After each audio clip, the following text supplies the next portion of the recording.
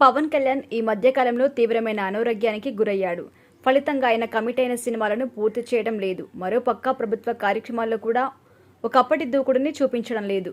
నిన్న జరిగిన అత్యవసర కేబినెట్ మీటింగ్కి ఆయన హాజరు కాలేదు. నేడు 16వ ఫైనాన్స్ కమిటీ భేటీ జరిగింది. ఈ భేటీకి పవన్ కళ్యాణ్ హాజరయ్యారు.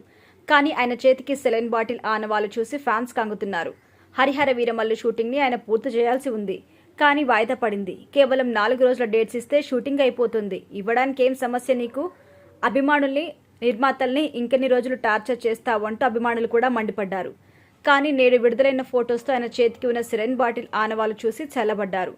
ముందు ఆరోగ్యం ముఖ్యం, సినిమాలు తర్వాతైనా చేసుకోవచ్చు అని తమకు తాము సోషల్ మీడియాలో సర్ది చెప్పుకుంటున్నారు.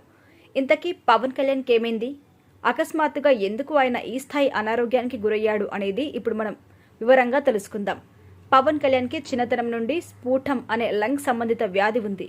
ఇది అప్పుడప్పుడు పవన్ కళ్యాణ్ని చాలా తీవ్రంగా ఇబ్బంది పెడుతూ వచ్చింది. ముఖ్యంగా కరోనా సెకండ్ వేవ్లో ఆయన ఆరోగ్య పరిస్థితి చాలా తీవ్రంగా దెబ్బతిన్నది.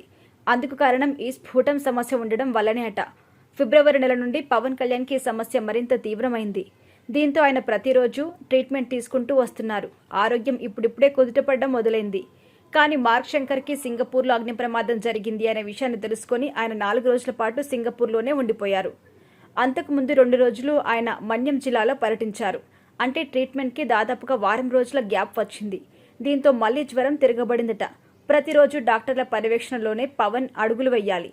కానీ వారం రోజులు గ్యాప్ రావడంతో జ్వరం తీవ్రంగా తిరగబడడంతో ఆయన నిన్న కేబినెట్ మీటింగ్కి హాజరు కాలేకపోయాడు. నిన్న మొత్తం ఆయన బెడ్కి పరిమితమై విశ్రాంతి తీసుకోవాల్సి వచ్చింది. నేడు కూడా ఆయన సెలైన్ బాటిల్ ఎక్కించుకునే 16వ ఫైనాన్స్ కమిటీ మీటింగ్కి హాజరయ్యారు. పవన్ కళ్యాణ్ ఆరోగ్య పరిస్థితిపై ఇది సోషల్ మీడియాలో వినిపిస్తున్న ప్రచారం మాత్రమే. పూర్తిస్థాయి వివరాలు అధికారికంగా తెలియాల్సి ఉంది.